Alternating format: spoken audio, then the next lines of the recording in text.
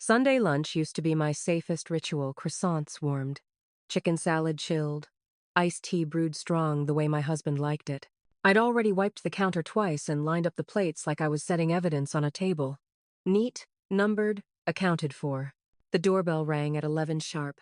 Evan stood on my porch with that familiar slump in his shoulders, like he was always one late bill away from folding in on himself. Jenna stood beside him, polished and bright, smiling as if she'd practiced in the mirror. And between them was Noah, 10 years old. Too quiet, eyes scanning my doorway like he was measuring the distance to an exit. I hugged Noah first. He clung to me for half a second longer than normal, his arms tight, his breath shallow. That alone would have made me pay attention. "Hi, Grandma," he murmured, and his voice sounded like he'd swallowed something sharp. Inside, the house filled with their noise, Evan's shoes on hardwood, Jenna's bracelets ticking, Noah's sneakers squeaking as he drifted toward the kitchen. I moved on autopilot, pouring tea, offering plates, keeping my smile in place. But something in the air felt staged, too smooth, too rehearsed. Jenna hovered at my counter. "Need help? I can do the dishes. I can—" "No, thank you," I said, still gentle. "Everything's set." Evan wandered toward my living room, touching the spines of my books without reading a single title. He looked like a man trying to appear casual while bracing for impact. I went to the cabinet where I kept my pill organizer. I didn't announce it, medications were private, and routines were boundaries. I slid the organizer out. Every compartment was filled. I froze, just a beat, because I hadn't filled it. I refilled my organizer every Saturday night, cross-checking each pill with the bottle label and my handwritten log. I didn't do it early. I didn't let anyone help. Help was how people touched your life without permission. I set the organizer back in the drawer and shut it quietly. From the kitchen, Jenna's voice floated over, sugary. "Pat, you still want those appointment cards organized? I can do some filing later." Filing. My language. A word chosen on purpose. Evan stepped into the kitchen with a glass of water I hadn't seen him pour. "You okay, Mom? You look tired." Tired. A small word people used like a soft leash. "I'm fine," I said, and turned toward Noah. "Hey, buddy. Want to help me with the tomatoes?" Noah slid off his stool immediately, too fast, like he'd been waiting for a reason to move. He came close enough that his shoulder brushed my hip. "Can I show Grandma something?" he asked, eyes flicking toward Jenna. Jenna's smile tightened. "Noah, let Grandma. It'll be quick," Noah said, and I heard the strain in his voice, the kind kids get when they're trying not to cry. I didn't ask permission. I guided Noah into the hallway, away from the kitchen chatter. The air there was cooler, quieter. He grabbed my sleeve. "Grandma," he whispered, barely breathing. "They swapped your medicine." My body didn't go hot with panic. It went cold with clarity. "What do you mean, sweetheart?" I kept my voice soft, steady, because if he was telling the truth, the worst thing I could do was make him regret it. His eyes darted back toward the kitchen. "She said you wouldn't notice. She said it would make it easier." I squeezed his hand once. "Go wash your hands," I told him. "I'll be right there." Noah hesitated, then slipped away.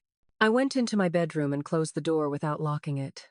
Locking would be a message, and I wasn't ready to send messages yet. I opened the basket on my dresser, took out my current pill bottle, and twisted the cap. Patricia Caldwell. Correct dosage. Same pharmacy, off Glenwood. I poured 2 tablets into my palm and stared. Wrong shape, wrong color, wrong imprint. My stomach dropped so hard it felt like the floor shifted beneath me. In my old paralegal life, mismatched documents meant one of 2 things: a mistake or a setup. This wasn't messy enough to be a mistake. From the hallway, Jenna's voice drifted closer, sweet as syrup. "Pat?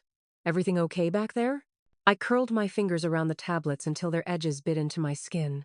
Because if someone had swapped my medicine, the most dangerous part wasn't what was in my hand. It was the fact that whoever did it was still in my kitchen, smiling, waiting to see if I swallowed. I held the tablets in my palm a beat longer than normal, letting my eyes do what they'd been trained to do for decades. Catalog, compare, confirm. The label on the bottle was flawless. Patricia Caldwell. Correct dosage. The same pharmacy chain off Glenwood I'd used for years. The kind of details meant to soothe you. But the pills themselves told a different story. I carried the bottle to the window in my bedroom where the light was clean and unforgiving. The tablets were the wrong shade, blue-white instead of chalky white, and the imprint was wrong too. Not, maybe the manufacturer changed. Wrong. Wrong in the way a signature looks wrong when you've seen the real one 1,000 times. My medication log sat in the top dresser drawer. I flipped to the latest entry and ran my fingertip down my own neat columns. Refill date, dose, pill description. Last refill. Oval, scored, imprint ending in tway. In my hand now. Round, unscored, imprint ending in 7. My stomach dropped. Not with drama, more like a trap door opening. Someone could make me dizzy, foggy, shaky, and then point to the symptoms like proof that I couldn't manage my life.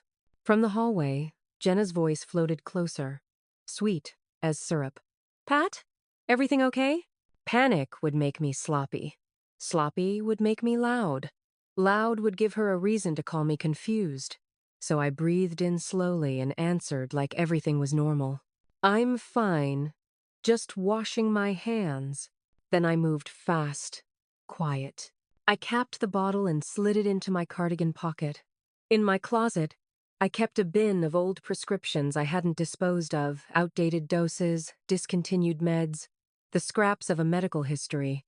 I chose one with a similar-looking label, something a casual glance wouldn't question, and put it in the basket on my dresser where the current bottle usually sat. Decoy in plain sight, real evidence against my ribs. I walked back to the kitchen with my face composed. At the table, Evan avoided my eyes like they were a spotlight. Jenna perched close to him, bright and organized, playing the part of the devoted daughter-in-law. Noah sat at the counter stool, shoulders tight, gaze pinned to his plate. We ate. I asked Noah about school. I let Evan talk vaguely about work stuff. I let Jenna chatter about a neighbor's remodel, like the state of the world depended on backsplash. I laughed at the right places while my cardigan pocket felt heavier by the minute. Halfway through lunch, I reached toward my purse. Jenna's head snapped up. Your meds. There it was, the cue. Oh, thank you, I said lightly, like she'd reminded me to water a plant. I took out the decoy bottle, tipped a tablet into my palm, and lifted it toward my mouth. Jenna watched my lips too closely, like she was waiting for a result. I chased it with tea, letting my throat move with the swallow. But the pill never went down. My napkin covered my hand. The tablet slid into the fold like a secret. Jenna's shoulders softened a fraction, satisfied. Evan's fork paused midair, then kept moving. Noah glanced at me just once, eyes wide with fear and relief. When they finally left, Jenna hugged me like there was an audience. Evan's goodbye was quick. Noah held on tight, then pulled back with wet eyes he refused to let spill. The moment their car disappeared down the cul-de-sac, I unfolded my napkin and set the untouched pill on a saucer. Then I pulled the real bottle from my cardigan pocket and stared at it until my vision sharpened into resolve. I dialed my doctor's office. When the receptionist answered, I kept my voice steady. This is Patricia Caldwell. I need an urgent medication verification today. A pause. Miss Caldwell. Why? I looked at the bottle in my hand, at the perfect label and the wrong pills. Because, I said, careful as if I were speaking under oath, I believe someone tampered with my prescription. On the other end, the typing stopped. Hold on, she said quietly. I'm going to get Dr. Singh. By the time the nurse called my name, I'd been in the clinic waiting room long enough to count the bubbles in the fish tank and notice which magazines never moved. The place smelled like sanitizer and peppermint gum, someone's attempt at comfort. I'd arrived early on purpose. Early meant no rushing, no fumbling, no giving anyone a reason to call me scattered. My canvas tote sat on my lap like a weighted blanket, packed with every bottle, refill receipt, and appointment card I'd kept for years, plus my handwritten medication, log-tight columns, clean dates, no gaps. It wasn't paranoia. It was preparation. The nurse led me down a hallway of closed doors and muffled voices. Inside the exam room, I laid everything out on the counter like I used to lay out files for an attorney. Labels facing forward, log open to the most recent entry. The wrong pill wrapped in a napkin, the bottle it came from beside it. Dr. Maya Singh walked in with a tablet in hand, and the same steady, direct expression that had made me trust her from day one. "Pat," she said, and just hearing my name like that settled something in my chest. "Tell me what's going on." I kept my voice calm, factual. I described the refill, the pill's color and shape, the imprint mismatch, and how my log didn't line up with what was in the bottle. I didn't say Noah's name. I didn't say Jenna's. Not yet. Names could wait. Evidence couldn't. Dr. Singh put on gloves without hesitation and tipped one tablet into her palm. She moved closer to the overhead light, studying the imprint the way a jeweler studies a flaw. The room went quiet in that clinical way, quiet that means someone is deciding how serious this is. Then she looked up. Her expression tightened, protective and sharp. "These are not your prescribed tablets." The words hit differently out loud, like a door closing behind me. No more, maybe. "Have you taken any?" she asked. I hesitated for a fraction of a second, aware of the trap in every answer. "I didn't swallow it," I said. "I pretended." Her eyebrows lifted, impressed and alarmed at the same time. "You pretended?" "I wanted to see who was watching," I said, and hated how small my voice sounded on that last word. Dr. Singh set the pill down like it might bite. "I'm glad you didn't take it, but we still need to make sure nothing else is in your system. If there was any earlier exposure or if something was swapped before today, we need documentation." Documentation. That word wrapped around my spine like a brace. She ordered blood work immediately, including a toxicology screen. The phlebotomist arrived fast. I watched the tubes fill with dark red, each one labeled and snapped into a tray. I kept my face neutral, because I refused to be the fragile old woman in anyone's story. When they were done, Dr. Singh went to the printer and pulled out a single-page statement. She read it once and handed it to me. At the top, in clean medical language, it said, "Suspected medication tampering patient cognitively intact and medically stable." My throat tightened. I hadn't realized how badly I needed an authority to write that down. "This is for your protection," Dr. Singh said. "And because the next step is chain of custody, you need a pharmacy manager who will document everything correctly." I nodded. "I don't want this buried." She wrote a name on the back of her card and slid it across the counter. "Calvin Rhodes. Ask for him. Bring the bottle, the pill, and your log. Don't hand anything over without a receipt." I tucked the card into my wallet with hands that were steady again. Then my phone buzzed in my purse, 3 quick vibrations. A text from Evan. "Mom, are you okay? Jenna said you seemed off. Call me." I stared at the screen, the chill spreading slow and certain, because Jenna hadn't asked if I was okay. She'd already started building the version of me she needed. The pharmacy off Glenwood Avenue sat in a strip mall between a nail salon and a sandwich shop. Ordinary enough to make trouble feel unreal. Fluorescent lights washed everything pale. A rack of Valentine's candy leaned near the entrance like a forced smile. I walked in with my tote on my shoulder and Dr. Singh's card tucked in my wallet. My phone buzzed again, Evan. No doubt, but I left it there. If I opened that door, I'd be pulled into pleading or excuses. I needed facts. At the counter, a line of customers waited with insurance cards and impatient faces. I stepped to the side where a small sign read consultation and spoke quietly to the technician. "I need the pharmacy manager, Calvin Rhodes." The technician glanced at my tote, then at my expression, and her face shifted from routine to alert. "One moment, ma'am." Calvin came through the half door behind the counter like someone who knew how to stay calm in emergencies. Mid-50s, wire-rim glasses, posture precise. His badge read Calvin Rhodes, Pharm D. "I'm Calvin," he said. "How can I help?" I set my tote on the counter and laid things out one at a time, not dumped, not scattered. Bottle. Napkin-wrapped pill. Medication log open to my last entry. I let the order speak for me. "My doctor believes my prescription has been tampered with," I said. Calvin didn't blink. No patronizing smile. No, "Are you sure?" He pulled on gloves and picked up the bottle as if it were evidence. "Show me," he said simply. He tipped a tablet into the cap and angled it under the counter light.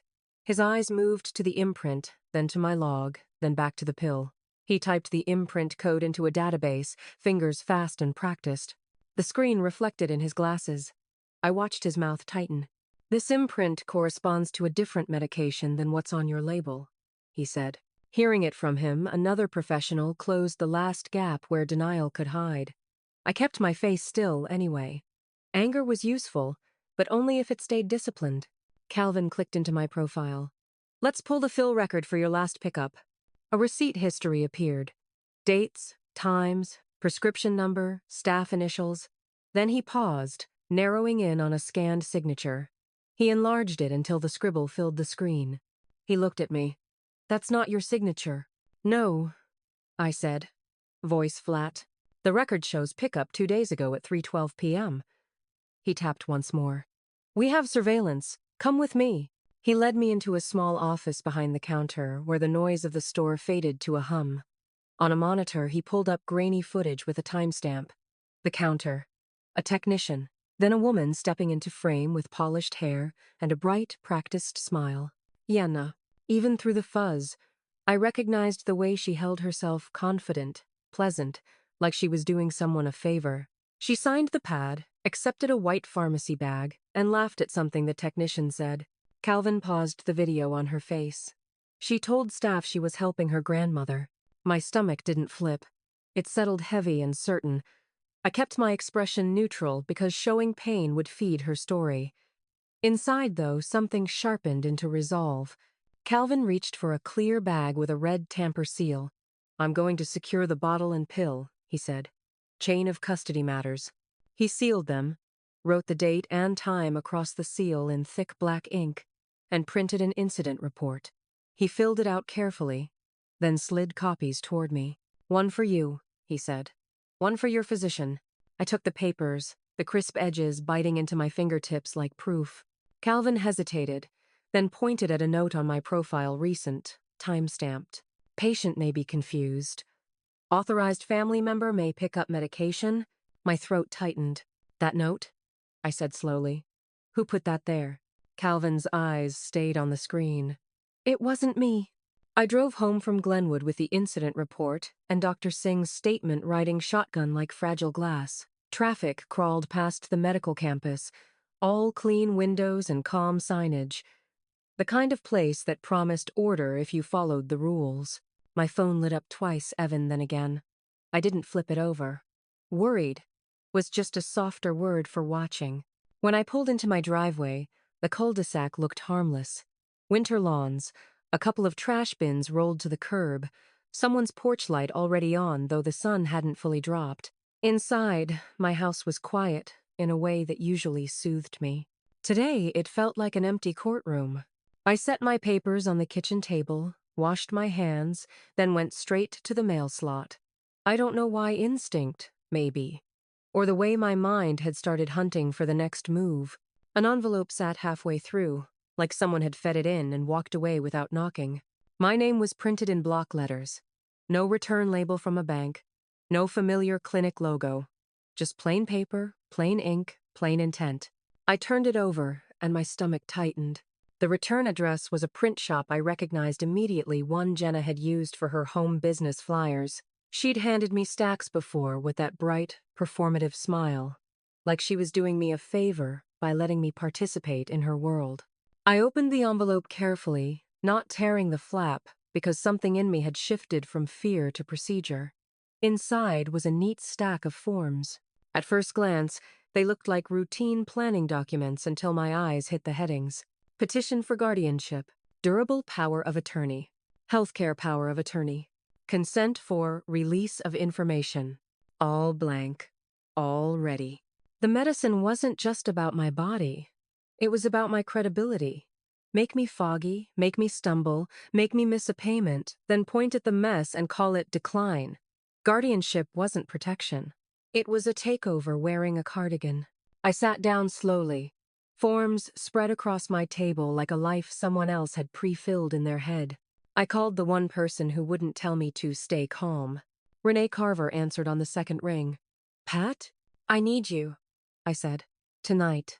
And then I laid it out in clipped, factual sentences: wrong pills, forged pickup, footage of Jenna at the counter, a note in my profile suggesting I was confused, and now this envelope with that return address. Renee went quiet for a beat. When she spoke, her voice had that courtroom steadiness I remembered. They're building a record.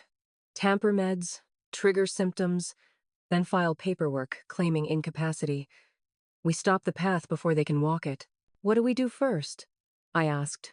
We lock you down, she said. Revoke any old power of attorney. Update your medical proxy and HIPAA releases with a password. Call your bank, flag your accounts, and keep that envelope. It's a breadcrumb. I looked at the printed shop name again, like it might blink. I won't confront them. Good, Renee said. Let them believe their story is working. Meanwhile, we make you legally untouchable and we capture the next move.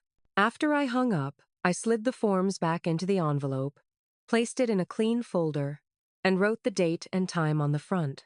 Then my phone chimed an email notification pushed straight to my calendar. Cognitive evaluation appointment tomorrow, 9 a.m. Requested by family caregiver due to recent confusion. I stared at the screen until the words stopped feeling like ink and started feeling like a hand closing around my life. I didn't answer the calendar invite like a frightened woman. I answered it like someone who understood paperwork could be a weapon. I opened the email, read it twice, and typed one word. Thanks. No questions. No protest. Anything emotional could be twisted into evidence. Then I forwarded the entire message headers included to Renee with a single line. Received. Her reply came fast. Good. Don't decline. We attend on our terms. I called her, and she sounded like she was already walking through steps in her head. They want you rattled, she said. If you refuse, you look avoidant. If you show up unprepared, you look confused. We show up with documentation and a witness. A witness, I repeated, staring at the manila folder on my table like it might bite. Me, Renee said. Or someone I send. And we make sure the evaluator is neutral, not someone your family picked. That matters. Next, I called Dr. Singh. It was late enough that I expected voicemail, but she answered, voice steady. Pat, I got a cognitive evaluation appointment for tomorrow, I said, keeping my tone flat. Requested by a family caregiver.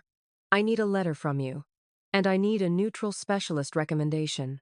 I heard the shift in her breathing, the point where a physician becomes protective. Understood, she said. You were oriented, organized, and appropriate today. I'll document that clearly, and I'll recommend an independent evaluator, someone not connected to your family. Thank you, I said, and my throat tightened. When I hung up, I didn't sit and spiral. I moved. I drove to a hardware store and bought a small, fire-safe, heavy, plain, the kind that didn't look dramatic until you tried to lift it. The cashier asked if it was for jewelry.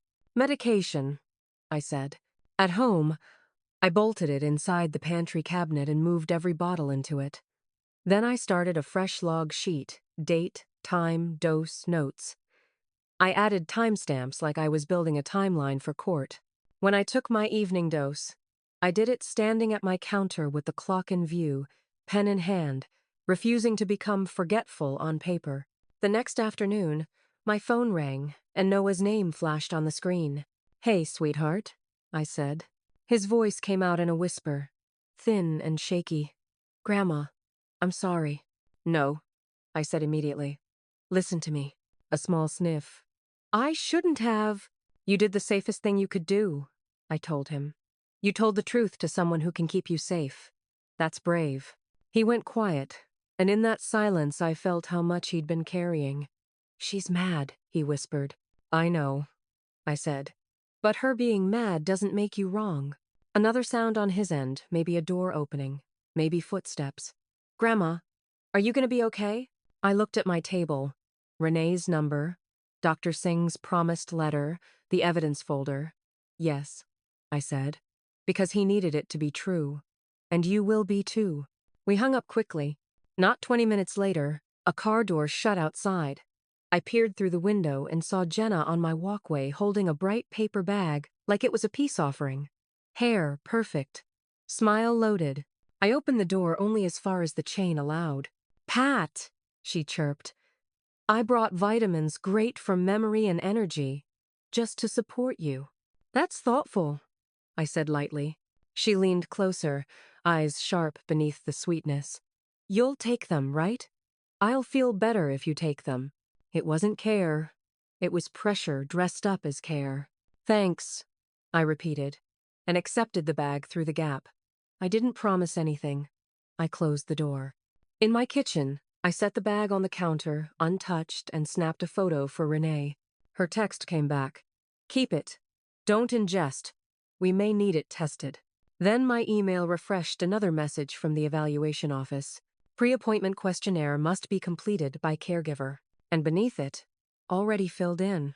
Caregiver. Jenna Caldwell. The next morning, I woke up the way I used to wake up before a trial week too early. Fully alert, already sorting facts into neat stacks in my head. The safe in my pantry sat where I'd bolted it. My medication log lay open on the counter, pen beside it like a promise. I drove back toward the medical campus and went straight past the clinics to the place most people only find when something breaks. Medical records. Behind the glass, a woman in a navy cardigan looked up. Can I help you? Yes, I said pleasantly, sliding my driver's license forward. I need a copy of my patient portal access log. Password resets, contact changes, logins, anything with timestamps. Her eyebrows lifted a fraction. Is there a reason? I'm concerned my account was accessed without my authorization, I said. Calm voice. Clean sentence. She handed me a clipboard. I filled out the request, signed, and waited under fluorescent lights that made everyone look a little sick. Posters on the wall told me to take responsibility for my health. None of them mentioned what to do when someone else tried to seize that responsibility and call it love. When she returned, she wasn't smiling anymore. She held a few pages and kept her voice low. Miss Caldwell, our notes show a call came in last week. The caller verified your date of birth and address and requested a password reset. The reset link was sent to the email on file. My stomach tightened. Was anything changed before that? She scrolled. 2 days earlier, contact preferences were updated. An alternate phone number was added. She turned the monitor slightly so I could see. The number wasn't mine. My pulse thumped once. Hard. Then steadied like my body refused to give them the reaction they wanted. My mind started inventorying violations the way it once inventoried missing exhibits. Impersonation, unauthorized access, altered contact info, medical privacy exposure, threads. Pull them and the whole pattern shows. I kept my tone courteous. Can you print the timestamps and staff initials for who processed those changes? Yes, she said quickly, already typing. And I can flag your account for enhanced verification. I'd like that, I said. And please add a note. No changes without in-person confirmation and a passphrase. She nodded, serious now. Done. In my car, I called Renee. She answered on the first ring. Talk to me. I pulled my portal log, I said. Someone called in last week pretending to be me and reset my password. Before that, they added an alternate phone number. I have timestamps. Renee's exhale was controlled and sharp. Send me scans. I'm drafting a HIPAA complaint today and a written request to freeze unauthorized access. This is identity fraud, Pat. I want everything in writing, I said. You'll have it, she promised. And we'll notify every provider. No changes by phone, no caregiver permissions. From there, I drove to the pharmacy. Calvin spotted me and stepped aside like he'd been expecting this escalation. I need my pickup history, I said. 6 months. Every signature, every timestamp. Calvin's face hardened with professional focus. I can print the transaction log and signature captures, he said. And any notes on your profile. Please, I said. All of it. While he disappeared into the back office, my phone buzzed with a text from Noah. Grandma, I remembered something else. I called him immediately and moved to a quiet corner near the greeting cards. He answered in a whisper.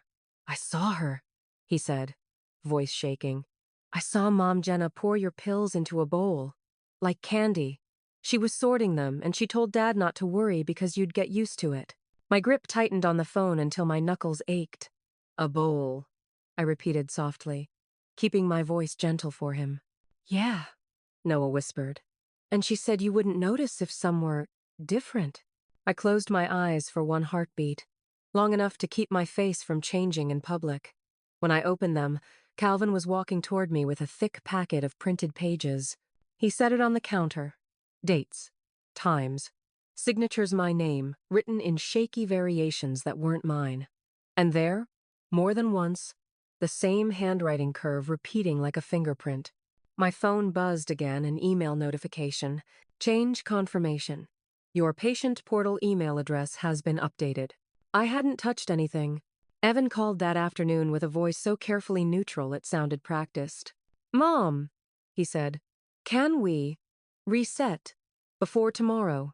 Just dinner. Family. Family used to soften me. Now it sounded like a door someone wanted to close behind me. I stared at Calvin's printed packet, months of pickups, signatures that weren't mine, timestamps stacked like dominoes.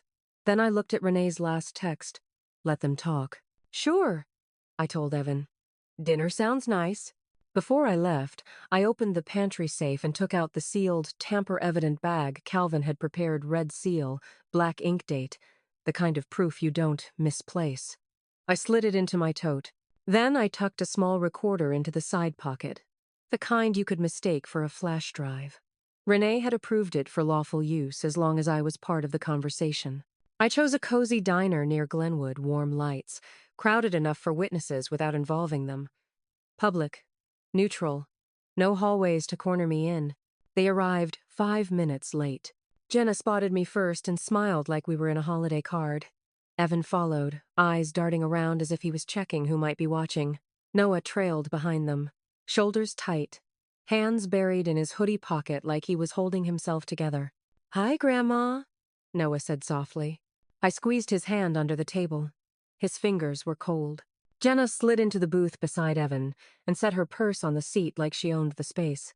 Pat, she chirped. You look better today. Better. Like yesterday hadn't been real. We ordered. Coffee, soda for Noah. Jenna laughed too often. Evan nodded too much. Noah barely touched his fries. Halfway through the meal, right on schedule, Jenna leaned forward and spoke loud enough for Noah to hear, loud enough for the waitress passing behind her to catch it. Pat, did you take your pills? It wasn't concern. It was theater. Not yet, I said calmly. Oh, you should, Jenna pressed. Sweetness stretched tight. You know how you get when you miss them. Noah's eyes flicked up to mine wide, trapped, then dropped back to his plate. I opened my tote and placed the sealed pharmacy bag on the table between us, red seal visible. For the first time all night, Jenna's smile wavered. I'm managing, I said, and took a slow sip of coffee. Evan cleared his throat. Mom, we're just trying to help. That evaluation tomorrow, it's stressful. Jenna thought dinner could be a fresh start. A fresh start, I repeated mildly. That's thoughtful. Jenna's fingers tapped her water glass once. We just want you safe. I waited a beat, then asked like I was making conversation. Who picked up my refills last week? Jenna answered too fast. I did. Obviously. The speed of it was the tell no thought. No uncertainty. Just ownership. Evan's eyes flicked to her, then away. Jenna's been handling a lot, he said. And when you picked them up, I asked gently, did you sign for me? Jenna's smile tightened. They let family do it all the time. Evan pushed his fries around like he wanted to erase the moment. Mom, let's not nitpick. We love you. Then he reached into a thin folder and slid glossy brochures onto the table like he was dealing cards. Assisted living, sunlit photos, smiling seniors, peace of mind, for safety, Evan said quickly. Just options. If the evaluation shows anything, we could sell the house. It's a lot for you. My house, my control, my life. Noah's face pinched just slightly as if he'd heard this part before and hated it. I leaned back, still calm. Interesting, I said. And who requested the evaluation again? Jenna lifted her chin. The office said a caregiver needed to. She stopped, realizing too late what she'd admitted. Under the table, my thumb pressed the recorder to confirm it was still running. Noah stared at his plate like it might save him. And Jenna, smiling too hard now, lowered her voice. Pat, you don't have to make this difficult. The morning of the evaluation, I dressed the way I used to dress for court-neutral colors. Clean lines. Nothing that invited commentary. I ate toast, even though my stomach wanted to stay empty. I wrote down the time I took my actual medication, then locked the pantry safe and checked it again. At 8:30, Renee pulled into my driveway, calm as a metronome. Ready? She asked. I'm ready, I said, because I'd stopped hoping and started preparing. We were halfway to downtown when Dr. Singh called. Renee motioned for speaker. Pat, Dr. Singh said, and her voice carried that careful gravity doctors use when the facts are bad. I have your lab results. My fingers tightened around my purse. Okay. There are traces of a sedating medication in your system, she said. Not one I prescribed. Not one that belongs with your regimen. My mouth went dry. I didn't swallow that pill. I know, Dr. Singh replied. This suggests exposure prior to that dose. The levels are low, but clinically meaningful enough to cause dizziness, memory fog, impaired coordination. Enough to make you appear off. Major twist Xinghao R-twist type. Medical proof exposure confirmed. It wasn't just an attempt. It had worked. Renee took the phone. Dr. Singh, please send the lab report immediately, with interpretation and your clinical opinion. Yes, Dr. Singh said. I'm emailing it now. Renee, this is elder abuse territory. I agree, Renee said, voice turning to steel. Thank you. When she hung up, Renee was already moving, calling law enforcement and adult protective services in quick, precise sentences. Pharmacy incident report. Forged signature. Surveillance footage. Unauthorized portal access. Now toxicology confirmation. Facts stacked like bricks. At 9:05, we walked into the evaluation office. Beige carpet, a water cooler, brochures about memory care fanned on a table like propaganda. Jenna was already there, perched near the receptionist in a soft sweater and expensive shoes concern dressed for daylight. Evan stood beside her, jaw tight, eyes darting. Noah sat alone with his backpack on his lap, small and miserable. Noah's face lifted when he saw me, relief so sharp it hurt. Jenna sprang up. Pat, we were worried you wouldn't come. Her voice carried. I told them you've been confused lately. Renee stepped forward. She's here, she said calmly. And she's represented. Evan's face drained. Mom, what is this? I didn't answer. Silence wasn't weakness anymore. It was restraint. The receptionist started to speak about paperwork when the front door opened again. A man in a plain suit and a woman with a county badge stepped in, scanning the room with practiced focus. The woman approached the desk and flashed credentials. I'm Investigator Miles, she said. We're here regarding a report of suspected medication tampering and exploitation. The air changed. Even the water cooler seemed to hum louder. Jenna clutched her chest. What? No, this is a misunderstanding. Evan stepped back as if the floor shifted. Wait, who called? What report? Renee handed the investigator a folder. Dr. Singh's statement. The lab report. Calvin's incident packet. Portal access printouts. My life in paper form. The investigator flipped through quickly, then looked at me. Miss Caldwell, did you authorize anyone to pick up your prescriptions or access your medical portal? No, I said. One clean word. Jenna jumped in too fast. I was helping. She forgets things. The vitamins. The investigator's gaze snapped to her. Ma'am, I didn't ask you. Jenna tried again, softer. It was a mix-up. Pharmacies make mistakes. Renee's voice stayed even. There's video of her picking up the prescription and signing. There's a forged signature, and a talk screen showing a sedative she was never prescribed. Jenna's smile finally died. Evan's hands started shaking. Mom, please say something. This is getting out of hand. I looked at my son and felt a boundary harden inside me. I said nothing, because the investigator turned back to Jenna and asked, very calmly, Miss Caldwell, why were you listed as the caregiver on the cognitive evaluation paperwork? Jenna opened her mouth, and no sound came out. They didn't drag Jenna out in handcuffs. Real life rarely gives you that clean ending. What happened instead was quieter and, in its own way, worse for her. Control slipped out of her hands.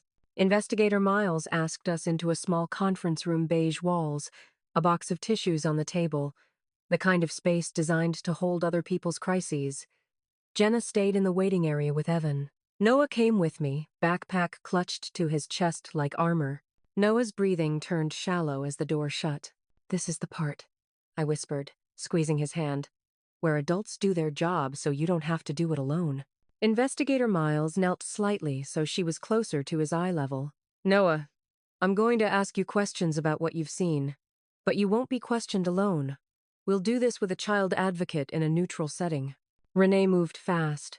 Within an hour, we were at a child advocacy center, bright murals, soft lighting, a bowl of stress balls on a shelf like someone had thought about small hands. A woman introduced herself as the advocate, explaining everything in plain language.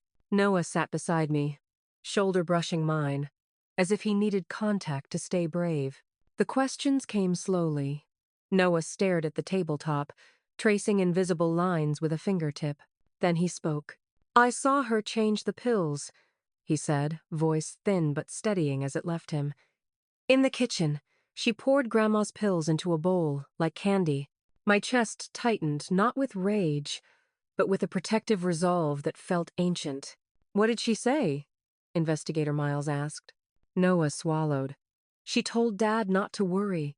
She said Grandma would finally seem unfit." Finally. The word hit hardest because it didn't sound panicked. It sounded planned. Noah's eyes filled. Dad didn't stop her.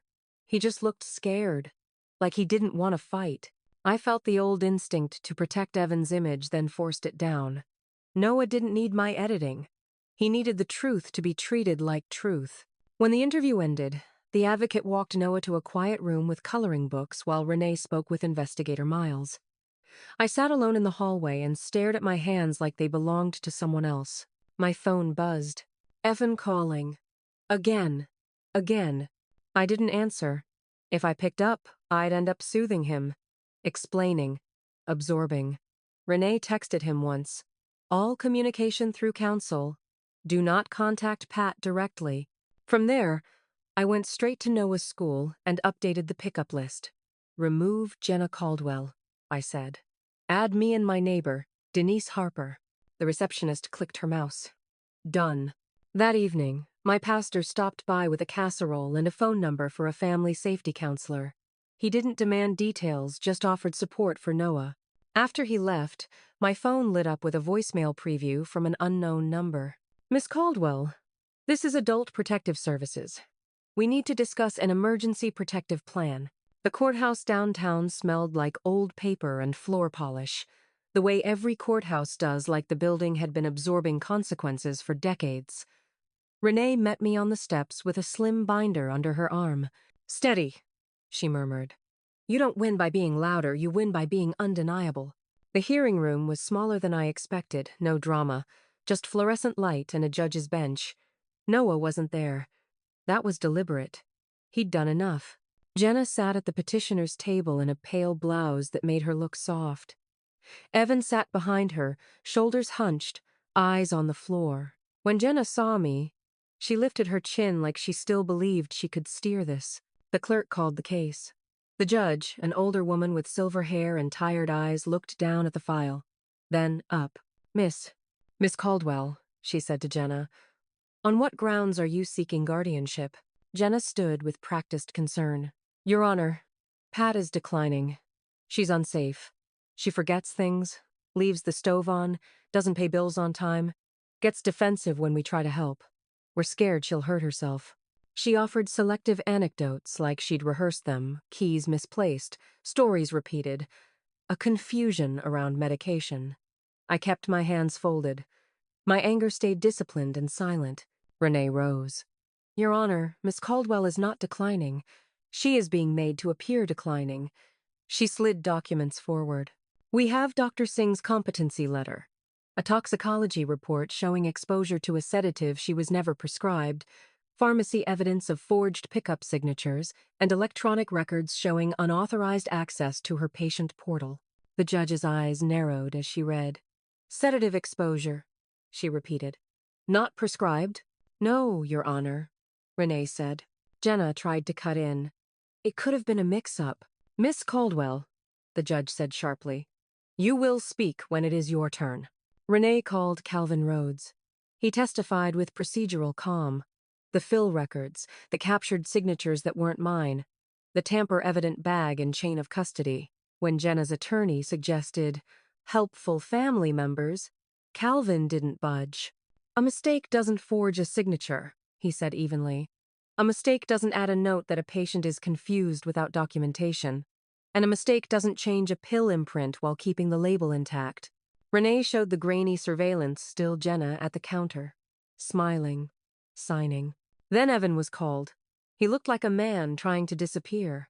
Renee's cross-examination was gentle and lethal. Did your mother authorize Jenna to pick up prescriptions? No. Did she authorize Jenna to sign for her? Not specifically. You brought assisted living brochures and suggested selling her home, contingent on an evaluation your wife requested. We were trying to help. Renee paused. Help or gain control? Evan's contradictions unraveled in minutes. The judge's voice turned flat with disapproval. This court does not grant guardianship based on selective anecdotes when there is credible evidence of tampering, coercion, and unauthorized access. Petition denied. Jenna went pale. And, the judge added, I am issuing an order restricting any contact related to Miss Caldwell's medications and finances. No pickups, no account changes. Violations will be treated seriously. I didn't raise my voice. I didn't even look at Jenna. But I felt her stare as we stood to leave, like she was already searching for another way in. When I got home from the courthouse, I didn't sink into my couch like someone who'd survived something. I walked through my front door like someone who owned the place again. Renee stood in my foyer, binder tucked under her arm. We don't waste today, she said. You take control while that order is fresh. I'm already moving, I told her. A locksmith arrived within the hour, calm, professional.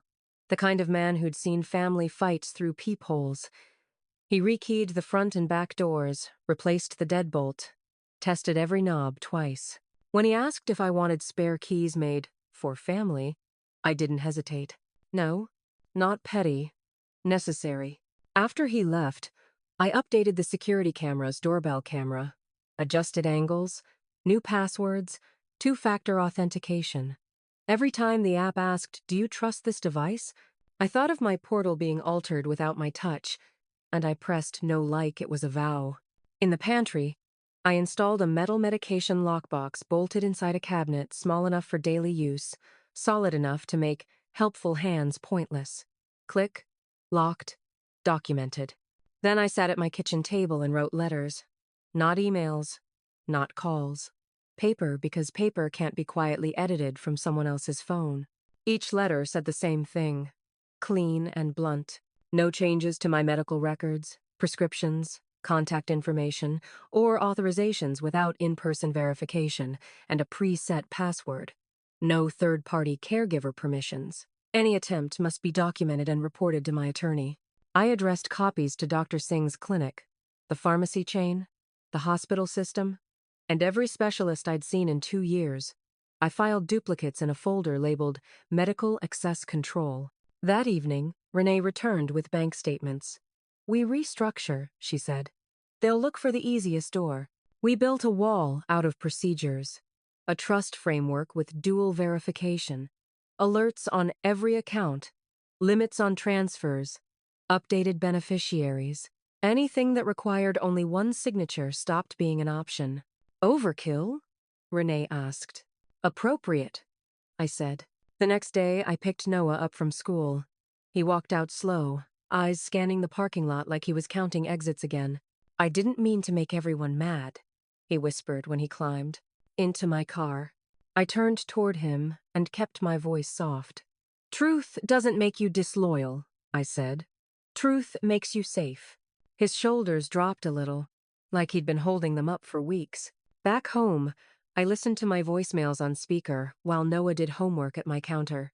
Evan's message was long and ragged. Mom, please. Just talk to me alone. No, Renee. I can explain. Jenna's. She's not. He swallowed hard. I'm scared. Please. I looked at Noah's small hands gripping his pencil and made a decision. I would not teach him that love means tolerating harm. I texted Renee. Tell Evan. Therapy and accountability first. All contact through counsel. Minutes later, my doorbell camera pinged motion alert. On the live feed, Jenna stood at the edge of my walkway, half out of view, holding my old spare key up near the lock like she was deciding whether the judge's order applied to her intent. Jenna never made it to my lock. On the doorbell camera, I watched her lift that old spare key, hover it near the deadbolt, then pause like the metal itself had started asking questions. My new camera angle caught the sharp turn of her head when she noticed the lens. No smile this time. No wave. She stood there, one beat too long, then slid the key back into her fist and walked away like she'd simply changed her mind. I didn't open the door. I saved the clip, backed it up, and sent it to Renee with one line. She tried the spare key. 2 days later, I sat in Renee's downtown office, the air smelling faintly of toner and coffee. Outside, Raleigh moved on traffic. Lunch crowds, a bus hissing at the curb. Inside, Renee spread documents across her conference table with the calm of someone laying out instruments. This isn't punishment, she said. This is protection. I know, I replied, though my throat still tightened. She slid the final paperwork toward me. Irrevocable trust, she said. Effective, immediately. You remain in control of your care, but distribution and decision-making change permanently. My eyes found the lines that mattered. Evan Caldwell removed as beneficiary and removed from any fiduciary or decision-making role. Jenna Caldwell removed entirely. Pain rose, sharp and familiar grief wearing anger's coat. Renee didn't rush me. You're sure? She asked. I thought of Noah whispering in my hallway, the wrong pill in my palm, my name forged on a signature pad, Jenna hovering at my door with a key like she still believed she deserved access. I'm sure, I said. Renee turned the page. For Noah, she said, softer. A protected education fund. College, trade school, whatever he chooses.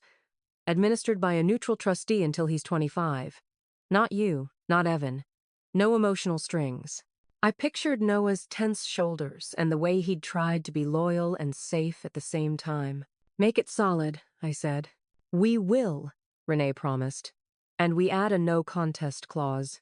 If they challenge this, they risk forfeiting any claim, plus a statement of intent clear and factual. She read the line aloud. Removed due to documented coercion and medical tampering. A notary came in. IDs checked. Questions asked. I answered steadily. Then I signed. The pen didn't shake. The decision did what it was supposed to do. It clicked a gate shut. Renee filed everything immediately and updated beneficiary designations across accounts. Then she slid one more paper forward. Civil suit authorization, she said. Damages and legal fees, clean narrative. Factual. I signed that too. That night, after Noah fell asleep in my guest room, my phone rang. Evan. I let it go to voicemail. His message was raw and furious. Mom, Renee told me what you did. You can't just erase me. Call me back, now. I stared at my locked pantry cabinet and my trust binder on the table and understood something cold and simple. They wouldn't stop because they understood. They'd stop only when they had no moves left. The weeks after the trust felt less like a victory lap and more like weather gray, relentless, full of paperwork that arrived whether I invited it or not. Renee called it the consequence phase. I called it waking up every morning and choosing not to flinch. Jenna tried flinching for me. Renee texted first. Investigator wants a quick call. Don't panic. We took it on speaker at my kitchen table, the same place I'd logged pills and signed letters like oaths. Miss Caldwell, Investigator Miles said, your daughter-in-law is cooperating. Cooperating, Renee echoed softly. She's claiming she acted under pressure from your son, Miles continued. That he directed her to pick up medications and manage access due to financial stress. I felt my jaw tighten. Not because I doubted Evan's stress, because I recognized Jenna's move. She wasn't confessing. She was bargaining. "We're verifying," Miles added. "We'll be pulling financial records." 3 days later, Renee walked into my house with a folder thick enough to bend. She didn't sit. She set it down like a weight. "Foreclosure notices," she said. "Multiple." Her voice stayed factual. "Evan's behind on the mortgage. There are payday loans. Credit cards maxed. And," she flipped a page, "attempts to access your accounts. He called your bank twice trying to confirm security questions. They logged it because of our alerts." My stomach turned hollow. Evan hadn't started as a villain. He'd started as a man drowning who convinced himself the ladder didn't count as theft if it belonged to his mother. That night, he called again. I didn't answer. His voicemail started angry and ended broken. "Mom, please, we were drowning. Jenna said you had enough. She said you'd want Noah taken care of. I never wanted to hurt you." His voice cracked. "Tell them it was a misunderstanding." I listened once, then deleted it. Not because I didn't love him, because I loved Noah more than I loved my old habit of rescuing Evan from consequences. The civil case moved faster than the criminal side. Depositions, mediation, a stack of exhibits that turned my life into a timeline. Jenna tried one last time to make it sound like a mistake. She offered apologies that read like someone else wrote them. She blamed stress, the pharmacy, vitamins, anything but intent. Then Renee slid the surveillance still across the table, Jenna smiling at the counter, signing my name. Renee didn't raise her voice. "We're not here for feelings," she said. "We're here for restitution and an admission." It settled. Restitution that covered my legal fees and medical costs. A formal written admission, carefully worded, but real. And court-ordered distance. No contact, no surprise drop-offs, no help. After that, I focused on Noah. Therapy twice a month. Quiet weekends at my house. Library trips. Friday pizza. Church friends brought casseroles and rides without asking for details. Denise, my neighbor, became an extra anchor. One night, after Noah fell asleep, an email from Renee lit my phone. APS findings finalized, substantiated. Protective plan in place. I read it twice, then set the phone down and let the silence in my house finally mean what it was supposed to mean. Safe? The knock came on a Tuesday evening, just after dusk, when the cul-de-sac had settled into that familiar hush, porch lights flicking on one by one, a distant lawn sprinkler clicking off, the last dog walker heading home. I knew it was Evan before I even looked. There's a specific rhythm to your child's knock, no matter how old he gets. Hesitant, hopeful, like he still believes the door will open because he wants it to. My doorbell camera confirmed it anyway. Evan on my porch, shoulders hunched, hands jammed in his jacket pockets. No Jenna, no smile. Just a man who looked like he'd finally run out of ways to talk himself out of what he'd done. I didn't undo the deadbolt. I didn't slide the chain. I stood behind the door and spoke through the wood like it was a boundary with a voice. "Evan." He flinched as if my name for him was a slap. "Mom," he said quickly. "Please, can we talk?" "We are talking," I said. My tone surprised me. It wasn't cold. It was steady. "From here." He pressed his forehead against the doorframe for a second, then lifted his head. "I'm not here to fight. I'm not here to—" He swallowed. "I'm sorry. I didn't tell him it was okay. I didn't say I understood. Those were the phrases that used to make my life easier in the moment and harder in the long run. Renee sent you the conditions," I said. He nodded like I could see it through the door. "Yeah, therapy. Repayment. No contact. Like I'm—" His voice cracked. "Like I'm a criminal." Silence stretched between us, filled with everything he wanted me to fix. "You committed crimes," I said. Not cruelly, just plainly. "And you watched someone hurt me. You watched someone try to make me look incapable so you could take what wasn't yours." A breath hitched on the other side. "I didn't know she was drugging you." "You knew she was taking my medication," I replied. "You knew she was signing my name. You knew she was asking for evaluations. You brought brochures to dinner. Evan, don't ask me to pretend you were asleep." The quiet that followed wasn't the quiet of surrender. It was the quiet of a man trying to find a way to be pitied without being held responsible. "I was scared," he said finally, voice small. "We were going to lose the house. I thought, if I could just get through, if I could just borrow." "You didn't borrow," I said. "You tried to take." His fist thudded once against the door, not hard, more like a failed attempt to keep himself upright. "Mom, please, I'll do anything. Just let me in. Let me talk to you face to face." And there it was. The old hook. The old habit in me stirred open the door, wrap him in a hug, fix it, smooth it over, get him back to a version of himself I could recognize. Mothers are taught to treat their children's pain like an emergency. But Noah was in my house. Safe. Breathing calmly. Doing homework at my counter an hour ago like nothing could reach him here.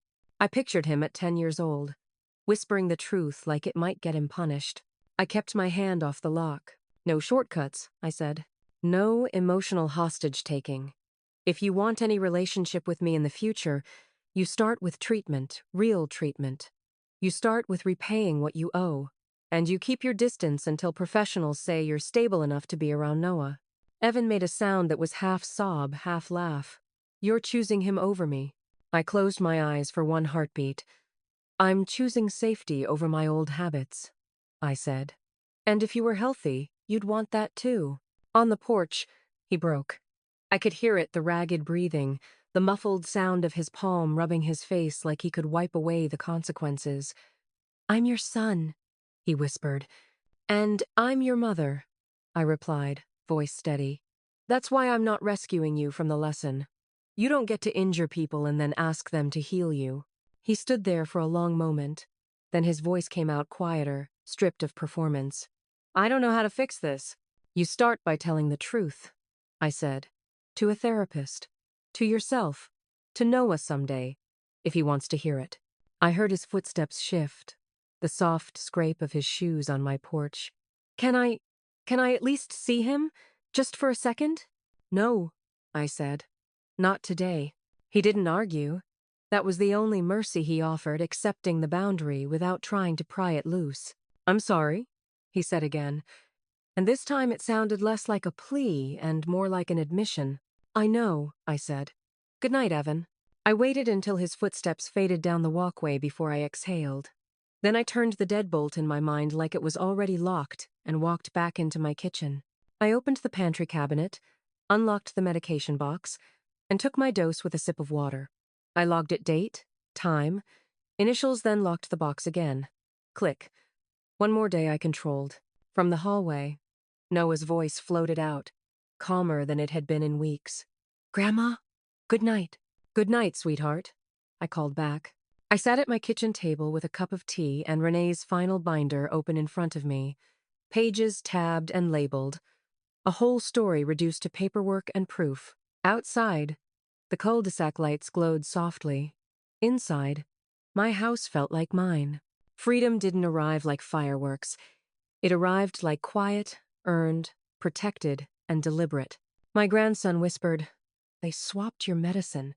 And when I looked at the pill bottle and froze, I also learned exactly who I needed to cut off to live.